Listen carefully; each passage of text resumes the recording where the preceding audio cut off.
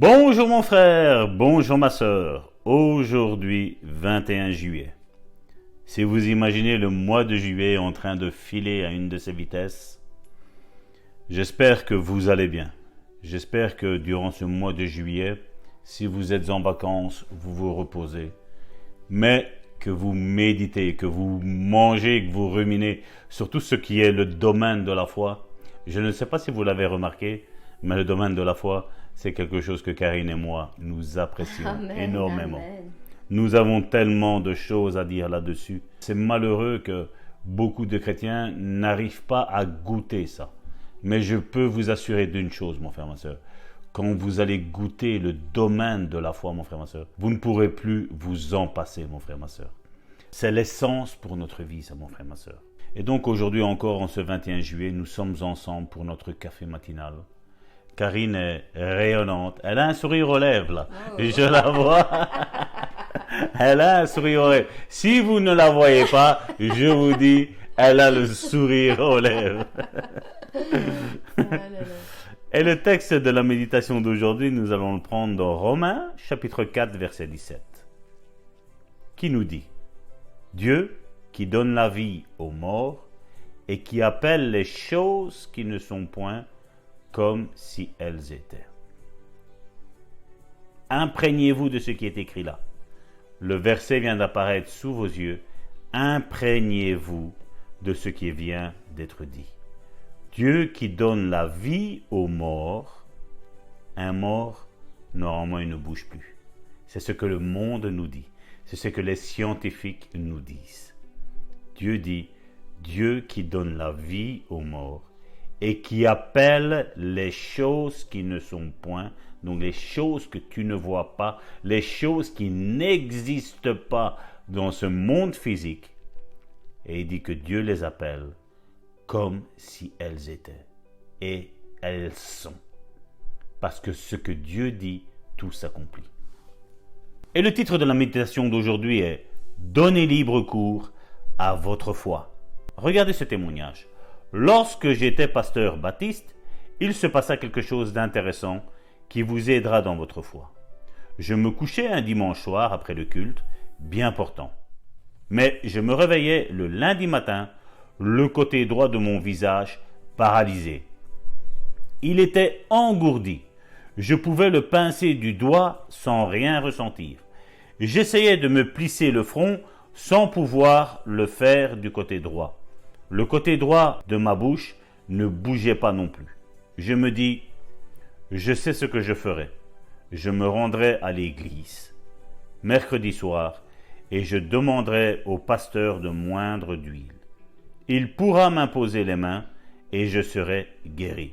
Donc le mercredi soir, je me rendis à l'église.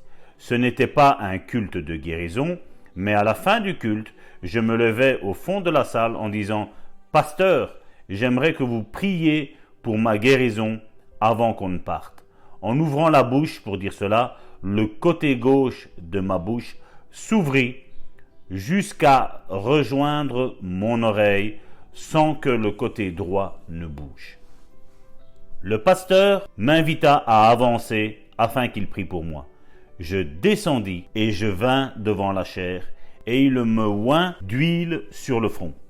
Il posa sa main sur ma tête et pria. Je me souviens d'aucune de ses paroles. Je n'y prêtais même pas attention. J'attendais qu'il dise « Amen ».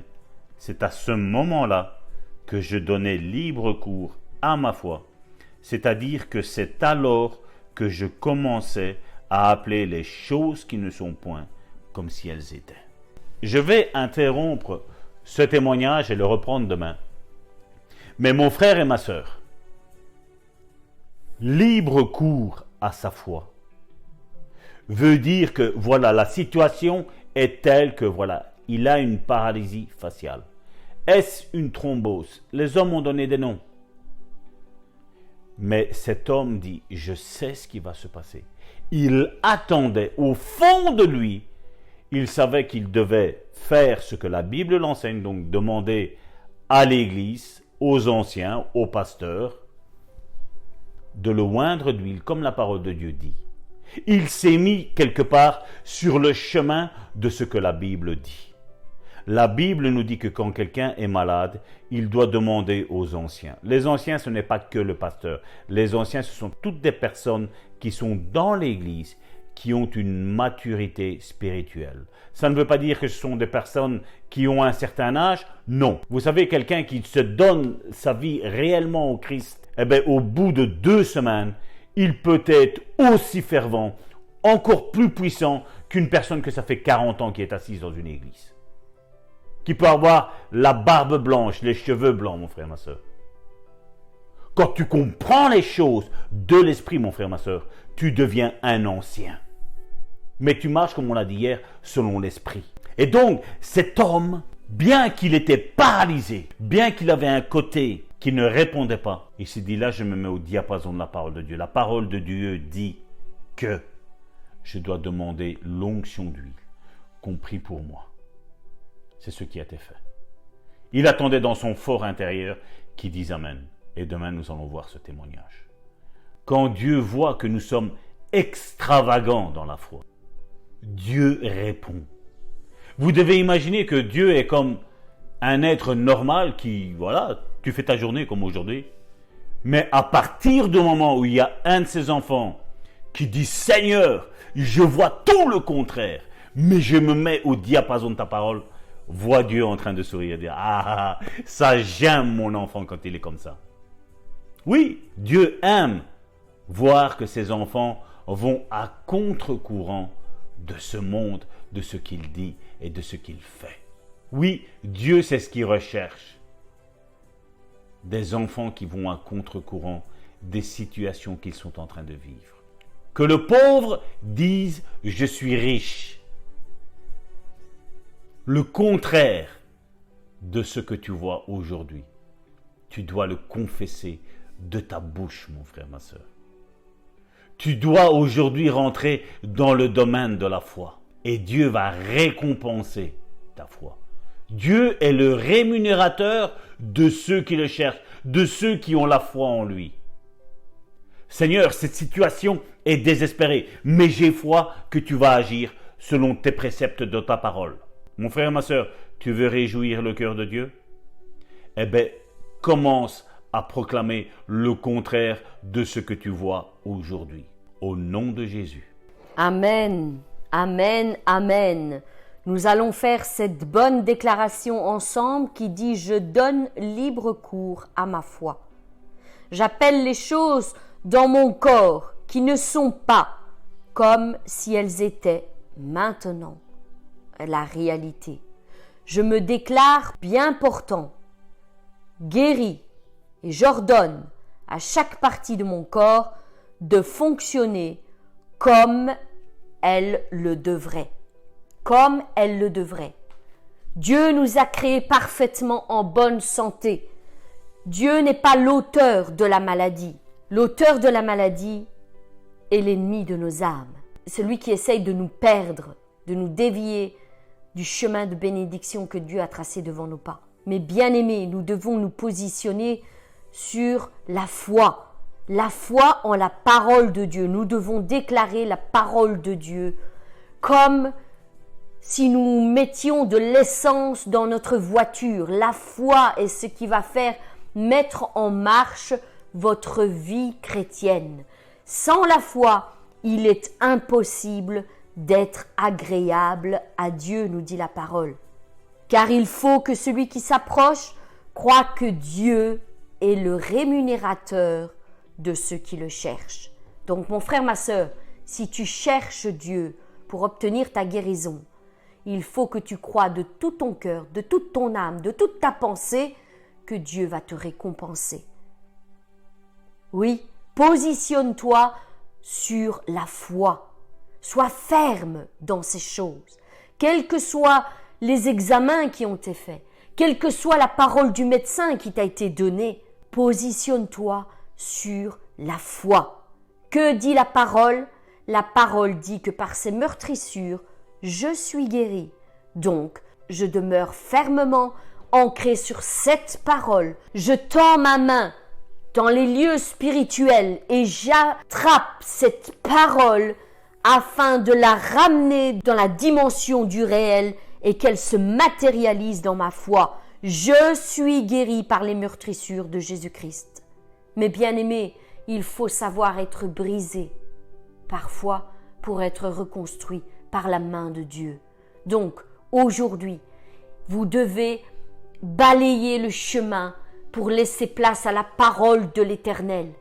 Retirez, ôtez, balayez tout obstacle qui s'oppose à la parole de Dieu en ce jour, tout mur qui se dresse, toute forteresse qui s'élève contre la vérité de la parole, vous devez la détruire au nom puissant de Jésus-Christ.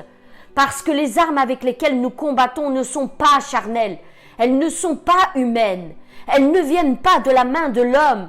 Les armes avec lesquelles nous combattons sont spirituelles. Elles sont spirituelles, elles viennent de la main de Dieu, afin que nous puissions détruire toute forteresse, tout mur qui s'élève contre la vérité de Dieu, afin que nous puissions, comme nous dit la parole, mener toute pensée captive à la parole de Dieu. Donc, si la parole de Dieu nous dit que nous pouvons amener toute pensée captive à la parole de Dieu, c'est qu'il y a des pensées qui sont rebelles à la parole de Dieu. Donc, ces pensées, mes bien-aimés, ne les laissez pas envahir votre esprit. Attrapez-les, reconnaissez-les et amenez-les captives à la parole de Dieu.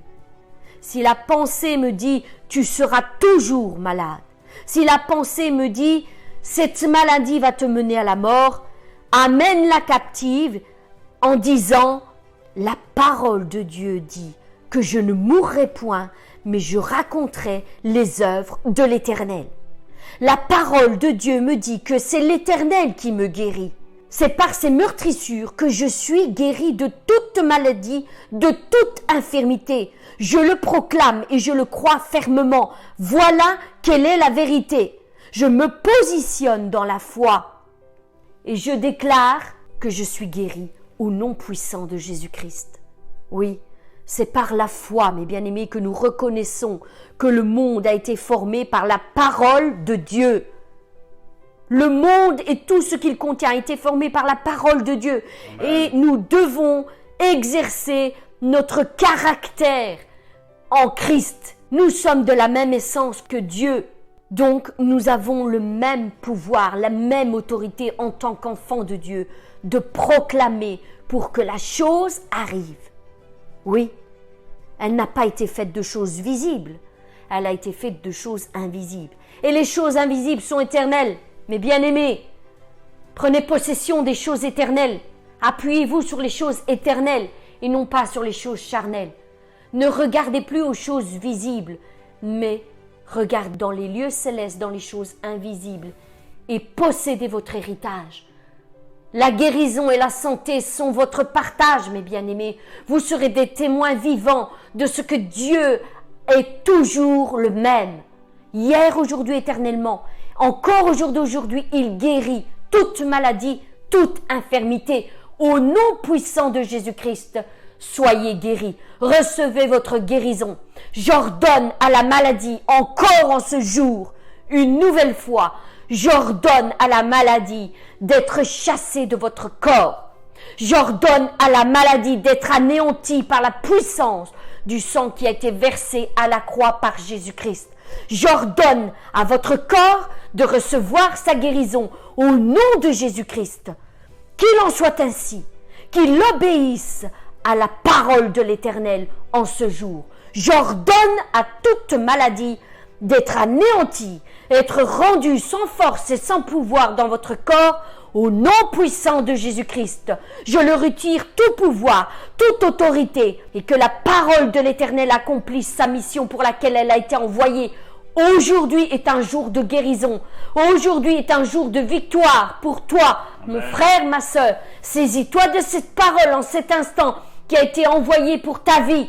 Reçois ta guérison. Reçois ta guérison. C'est ton jour, c'est maintenant, c'est en cet instant. Reçois-la pour ta vie au nom puissant de Jésus-Christ. Soyez bénis, mes bien-aimés. Demeurez fermes dans votre foi. tout au long de cette journée. Au nom de Jésus-Christ, ne vacillez pas à gauche et à droite. Ne laissez pas le doute s'infiltrer. Amenez toute pensée captive à la parole de l'Éternel et soyez guéris au nom de Jésus-Christ. Quant à nous, nous nous retrouvons demain. Soyez bénis.